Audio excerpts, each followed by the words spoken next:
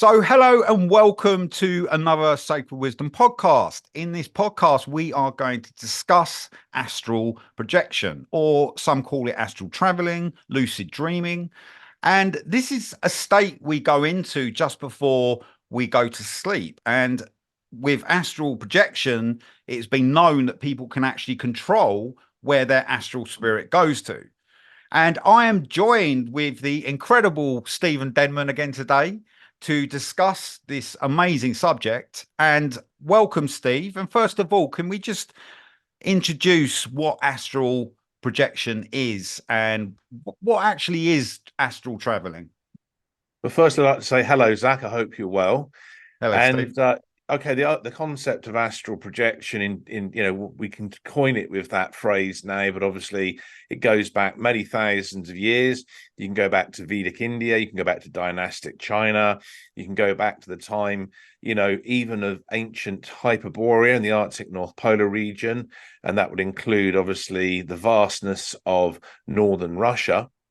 So what we know is that astral projection occurs just as an individual is going into sleep mode, and that individual obviously is then preparing their consciousness to move outside of linear space-time.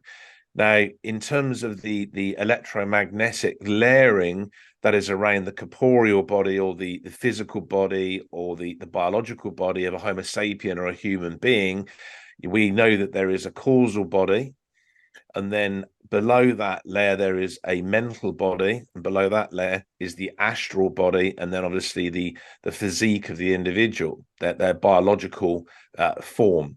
So the astral body is what is then projected out and takes with it the consciousness of the individual. So it isn't, in terms of quantum physics, fully understood or isn't really discernible and has never been proven or verified by Western science as to how the thoughts and the cognition of that individual in their own mind, including the conscious and subconscious aspects, is able to move outside of space-time in some vibratory way that is connected through the astral body, or as you've called it, the astral spirits.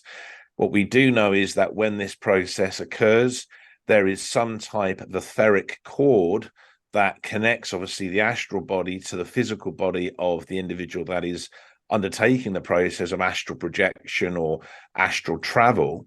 And that is a luminous cord. It's etheric, it's slightly translucent. Some people call it a silver cord, others have called it a radiant cord, but it's literally the electromagnetic conduit and a link or connection that ensures the astral body then returns into being reabsorbed around the actual physical body of the individual, and what can be therefore defined as the aura.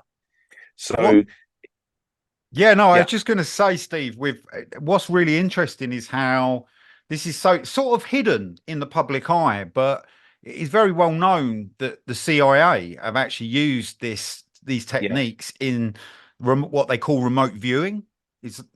That is correct, but it's not just the CIA and other intelligence services around planet Earth. We know that if you go back to the time of Soviet Russia, you go back to the time of Maoist China, you go back to the 1950s, the 1960s, 1970s, 1980s, there were active astral projection programs being carried out, fully funded covertly, into really understanding more about astral projection or astral travel. So we have to understand and differentiate between what is astral projection, which is actually moving the astral body outside space-time and carrying the human consciousness with it, as opposed to scientific remote viewing or SRV, which is fully entails just shifting the consciousness or cognition of the individual only without the astral body outside space-time for surveillance and inspection purposes of some sort of covert military installation, or as it's known to have been used to observe various activities on the dark side of the moon, or to observe the Cydonia region on the planet Mars, and so on. But just on a like a public level, it has been used to solve crimes as well, and murders, things That like is this right. and find certain Yeah. locations, and it's always been very accurate, hasn't it? I mean, in Yeah. what people have found. Yeah. I mean, it has been, and so it can be used for various purposes. We have to also remember that an astral projection type of experience or astral travel type of experience can be induced through the certain types of herbal remedies or herbal mixtures. Can be induced with certain types of repetitive prayer processes or meditation. It can be induced in many different forms. And so it's not just something that can unconsciously occur for an individual as they go into a sleep state. And, it's been posited that a lot of people that experience, continuously astral projection or astral travel, it's because the soul personality of the individual does not like to be fully confined inside the biological or physical body during its incarnation here on planet Earth. So pretty much usually during the nighttime, that soul personality can express itself in a more multidimensional way through the astral body of the individual, having that astral projection or astral travel experience to gain far more, unusual and very unique perspectives outside of linear space-time as to events or activities or occurrences that are taking place either on planet Earth, perhaps on the moon. Could even be, something occurring inside our planet Earth, what is known as the hollow Earth or the inner Earth, or even exploring remote landscapes that are epic, that are eloquent or beautiful, and so on. There's many different reasons, or maybe even just wanting just to get away from it or go and travel up to a remote mountainous region, maybe into the Himalayan mountains or the Tian Shan mountains or wherever, on the Your own Asian virtual continent. computer game, you can actually Yeah. fly around within. And just when did sort of the first traces of astral projection start to occur? What, in history? When did we? Do you know if there's a record of that? Or anything that, obviously we have all the Eastern mystics and stuff that goes on. But yeah, what you I mean, the records really start around 800 BC to around 3600 wow. BC in Vedic India, as well as dynastic China. And, there's also accounts that have arisen out of what is known as Persia or the Islamic Republic of Iran, as it's known today. And so we know there is a lot of different information. We know that many of the Aztecs and the Inca were very much involved in using astral projection, or as you can call it, astral travel. So there's no real definable starting point in ancient history where you can say, yes, this is when it started. I say we can really look back to even the time of the Upper Paleolithic, the time of, what we can call cave people. And it's very likely that many of them were using unconsciously induced forms of astral projection or astral travel. And that could well have been connected to the various, shall we say, etchings or cave paintings that have been seen by so many archaeologists, across parts of France and Germany. Other parts of Western Europe have been seen all over northern Russia and have been seen over parts of North America and Latin America and so forth. So So do you think it obviously links back to Tartaria, that Tartarians certainly did certain pieces of astral traveling astral projection, yeah, but would you say some of the like pyramids and structures that were built in other parts of the world, maybe not Tartarian, were always built for a means to astral project? but if they were, that was only one of the aspects. They were part of an electromagnetic global power grid. They were also connected to specific geomagnetic ley lines and the intersection of those ley lines where there were dimensional portals. So how that interrelates on a quantum physics based level with astral projection or astral travel is open to further debates. It's probably quite an intricate subject to go into, but we know that there was some kind of, so say, dimensional interrelationship between astral projection or astral travel, geomagnetic ley lines, where these pyramids were specifically constructed. So, we know that there are vast numbers of pyramids, for example, in mainland China that are not talked about. There's been a lot of suppression. You don't see a lot in the mainstream media discussing those. We know in the Visoko Valley in Bosnia, in southeastern Europe, again, were two vast looking pyramids, the Pyramid of the Sun and the Pyramid of the Moon. We know that they served multiple functions. Ritual and ceremony was part of it. Other was actually extracting telluric electricity from the ether or atmosphere above that area in Europe and drawing that telluric electricity down into the Visoko Valley. And it's no coincidence that it was built in that kind of topographic location. So that's another aspect. We know that perhaps many of the pyramids in ancient history had specific meditation chambers or sleep chambers where individuals could isolate themselves through fasting and prayer and meditation work in those pyramids and could then astral project or astral travel. Well, I mean, it's 1 in 10 people experience an astral traveling experience in their lives. Yes. And that is, I think it's slightly higher, around 15%. It probably is, yeah. And it's so, do you think everybody's conscious to this, that's actually experiencing this, or they just have these kind of deja vu type dreams? They're like, oh, I was flying through the air. I mean, were they flying through the air? Well, a lot of people will mistake their own astral projection or astral travel experiences for being something to do with a dream where they are flying, like you just said.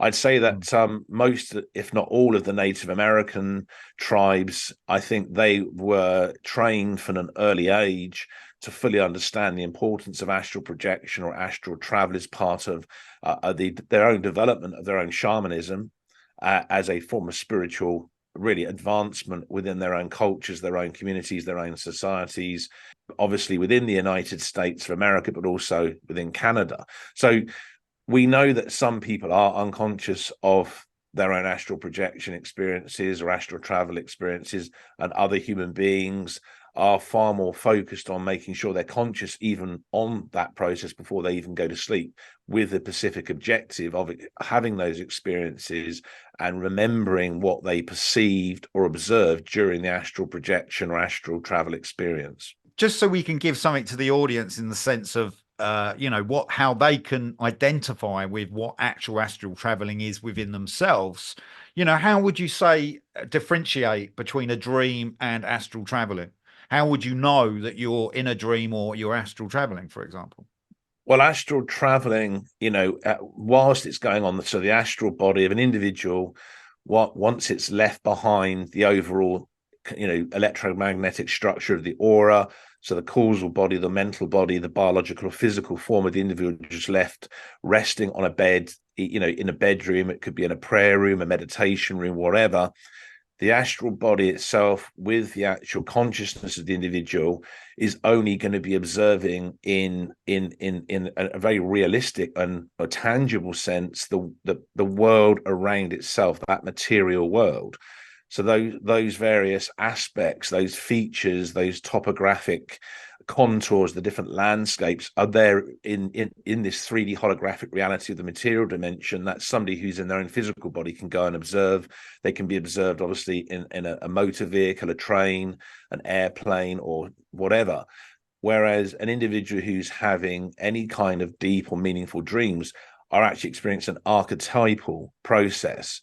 Now, obviously, it's been argued that, the dreamscapes that people have are really all symbolic and archetypal, as with the work of Carl Gustav Jung, an absolutely incredible individual, obviously, the Swiss psychoanalyst, and all the incredible research that he did. Now, we know that Carl Gustav Jung was very focused on archetypes and the dream state. And yes, to a very large extent, it can be said, yes, dreams are about symbols, about resolving things on an unconscious level in the sleep state to bring about medical restoration, to stabilize and ground the mental health of the individual, and also possibly to show solutions or to show what the problem is and what, so if you know what the problem is, you know how to decipher the archetype and the dream, whatever that is, whatever it's a symbol of. You therefore can wake up, and then if you've remembered it, if it's been profound and intense enough to be able to do something about that to benefit or advance your life in a positive way. the other aspect to dreams, which Carl Gustav Jung and many other individuals have never really talked about, and we know that even America's sleeping prophet, that many individuals know by the name Edgar Cayce. He didn't really discuss this, and that is the idea that perhaps some dreams are psychically connected to various supernatural activity outside of space-time in the astral plane, perhaps in an alternate universe. So that in itself is slightly different than having a unconsciously induced or consciously prepared for astral projection or astral travel experience. So I hope that kind of clarifies and explains the differences. Very well done. Yeah, it's very well said, Stephen. And I can only talk from my own experience with astral projection. There was one time, I know you've had a lot of astral projection experiences as well, Steve. And yes, one of the experiences when I woke up on a leaf outside my window, and I could see a perspective that I could not see from my window looking down the garden. Then I woke again and I was in my physical form. That's right. So, there was it was very, and I've had this a few times, and I know you have, where you can awake in a place and then you're physically there, and then you awake again and you're back in your body. And it's almost like two waking states. One of the, like yourself, I had well over 30, maybe 35 years or more of astral projection experiences. There, I don't have them really anywhere near that level of regularity now. But one of the most profound astral projection or astral travel experiences I had when I was a young child was I simply had gone to sleep, wasn't consciously thinking about going on an astral projection or astral travel experience. And I awoke literally around 200 to 250 feet above the surface of the moon, hovering on the moon, or just above the moon. And I remember seeing some very unusual artificial structures inside what appeared to be a vast looking crater. And I couldn't explain what they were. They felt very, very strange, very unusual, very bizarre. And that experience lasted only between 10 to 15 seconds. Amazing. And I felt this sort of tugging sensation. And I felt myself rushing back, and I looked down as this was going on. I could see this glowing or radiant cord or silver cord attached to my astral body. That was very interesting. On many other occasions, I would be literally floating out of my physical or biological body. And I remember looking back, and this was around 1982, this event happened. And I remember looking back down, I could see as I was literally going up through the roof of the house that we lived in, my physical body lying there motionless on the bed. And yet I looked down, I could see this glowing or radiant cord or silver cord attached to my astral body. I could see it leading all the way back to my body, in that rested, motionless, very peaceful looking state. So from an early age, I was around only 9 years old. I realized that the physical, the biological is not actually who we are, that the soul personality goes on, once we go through the process of what's called death, and our consciousness surpasses the death process, and your astral body is a slowed vibratory aspect outside surrounding the physical body, and the soul is enshrined inside the body, but there is an interdimensional or transdimensional connection between the astral body and the soul personality. So these are very profound things. And I know you've had very profound astral projection or astral travel experiences as well. Well, from near-death experiences, that tends to be, and I've had, as a child, I had quite a few near-death experiences. So from them, that certainly, there were certain cases that happened. But just from our own experience, this goes on, and we've talked to, me and Stephen have talked about this for years. But the more we've looked into it, you realise that there's all these institutes and projects that have started up around all this stuff. And obviously, you've got the Stargate Project, which was in 1972, which is absolutely amazing. The Stargate Project was a $20 million program that was developed by intelligence officers about moving consciousness beyond space-time. That's and right. they wanted to find a way that they could actually train people to actually do this, so they could use this in, I would assume, sort of a warlike situation, or they could, review on spies. And so, Steve, with the Stargate project, obviously they were Yeah, training remote viewers. Tell us more about that project and what was actually happening there, because there was huge investment put into that. And there was. obviously, Yeah. again, when you say Stargate project, it sounds like some airy fairy kind of concept, but Yeah. it's actually very real. Okay, so the Stargate project began on the 15th of April 1972 at the Stanford Research Institute in Menlo Park in Northern California. Now, we know that on the 23rd of June 1978, the Stargate project was initiated at Fort Meade in central Maryland, and we know it was connected to the Defense Information School and the Defense Media Activity, or were at the time were aspects of the United States Army. We have to remember that scientific remote viewing, or SRV, is not astral projection or astral travel, but we've already explained the differences, earlier on in this actual Sacred Wisdom podcast. What we know is that it was obviously seen as very important, for purposes of surveillance, as you mentioned. And during the time that it was established, obviously there was the Cold War with Soviet Russia.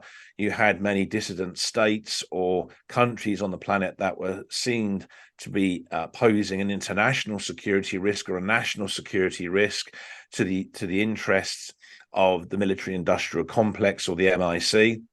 And so it was seen as a very valuable process to invest in. And so hence the Stargate project really, it really initiated and birthed into a very productive fashion a large number of individuals who were able to develop and enhance their own, shall we say, natural remote viewing, or NRV, that then kind of evolved into scientific remote viewing, or SRV, to work for the US federal government, but also other individuals that went on to work in various other capacities and in intelligence gathering sense for other countries around planet Earth.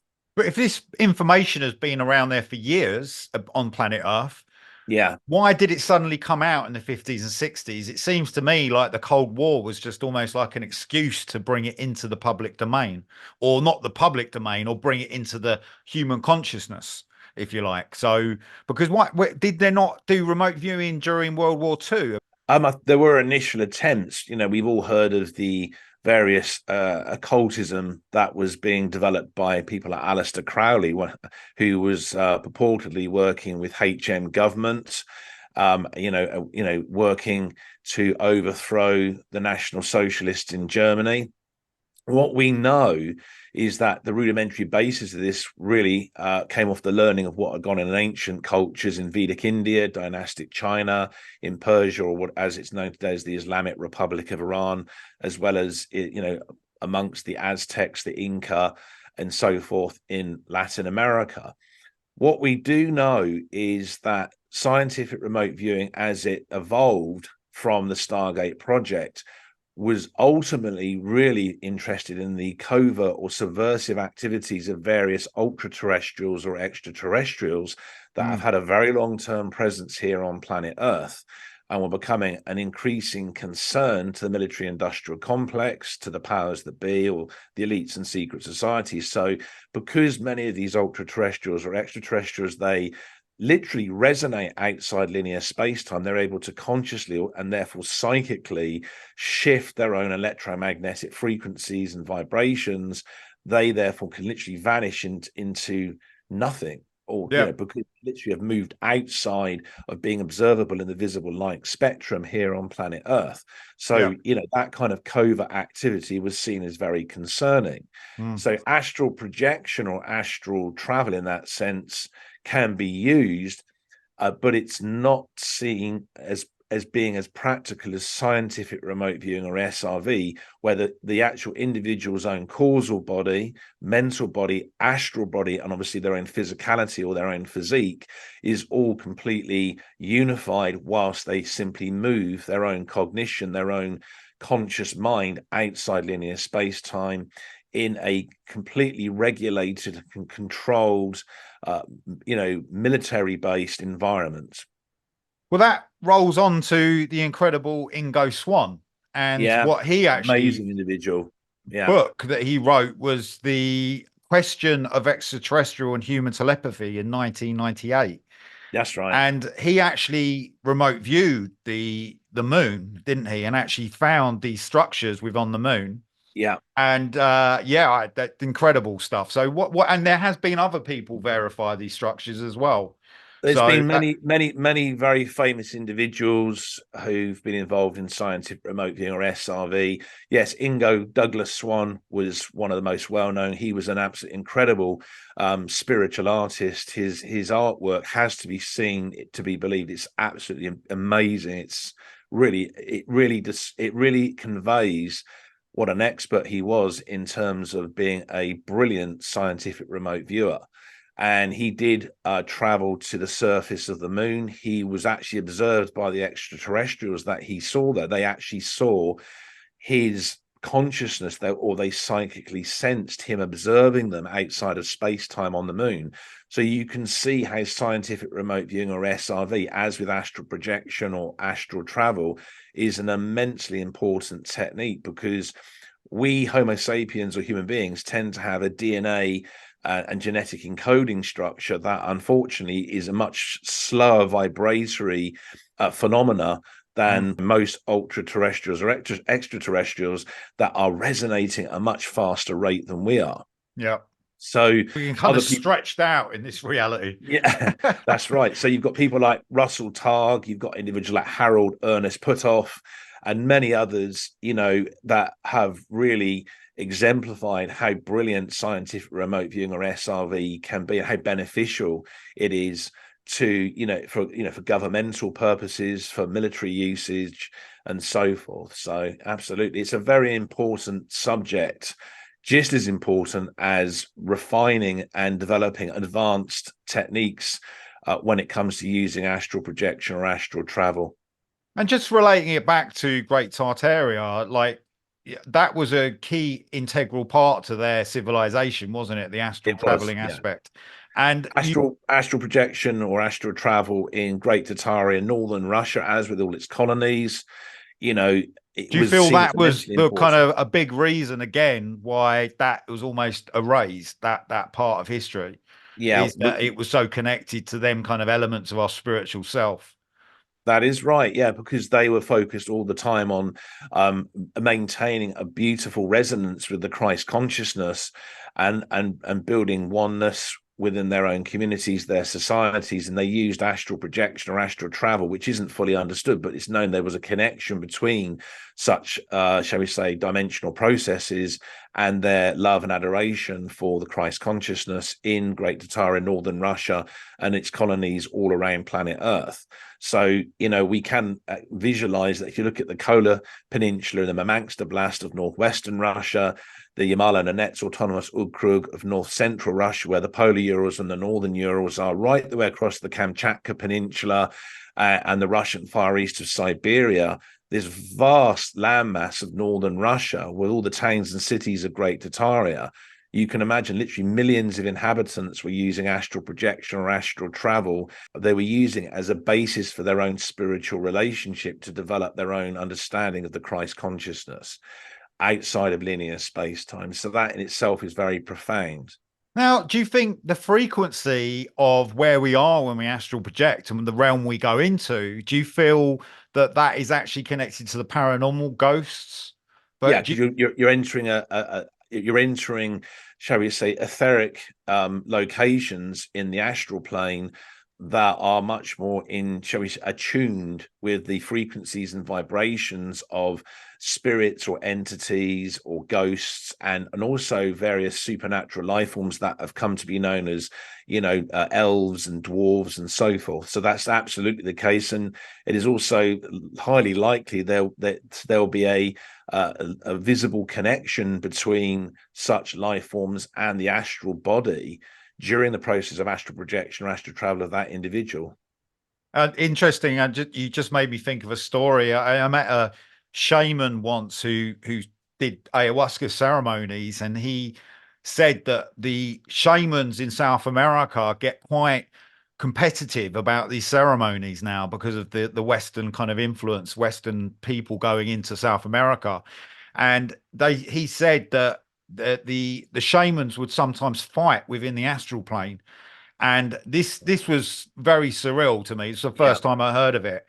And he said that once a shaman blew a dart in the astral plane to another shaman's eye, and when he awoke the other shaman, he was actually blinded in one eye, and it was that real. And that really Yeah. got me, because so the astral realm can really affect this physical reality. So That is correct. Yeah. and so we Yeah. should, be hyper conscious about this and understand that this reality, if we're not aware on them other levels, that the other things can kind of intercept us, right?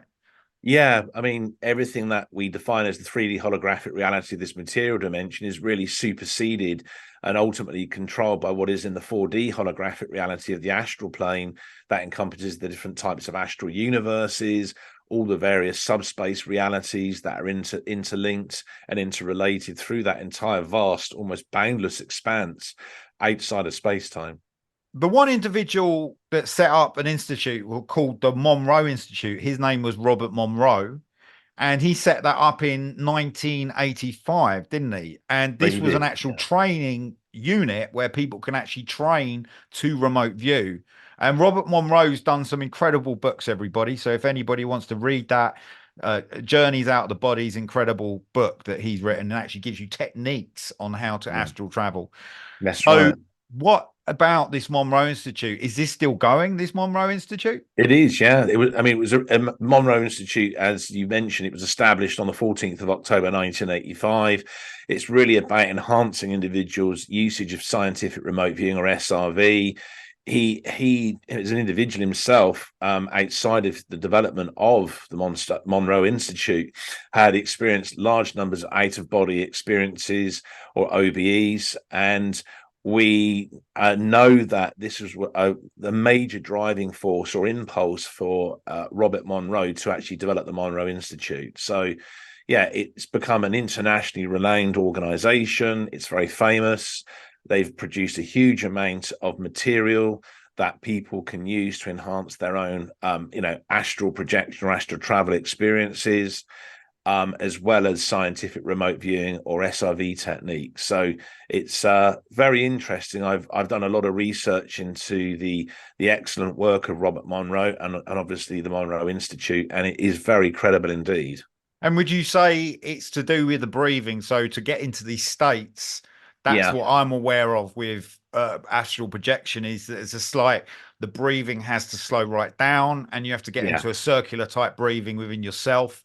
And you can actually, you can experience this. You will feel your spirit, if you get in the right states, kind of moving out of your body. And That's correct. it's quite incredible.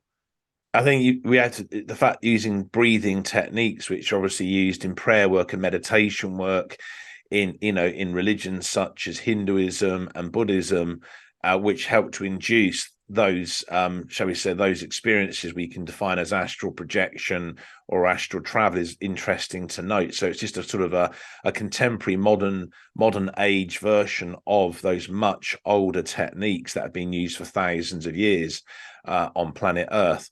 But it's interesting also to note that it was Robert Monroe that actually invented the phrase out-of-body experience, or OBE. Yeah. So, which is now so commonplace, it's used so regularly by so many people in the New Age movement. So interesting to note that.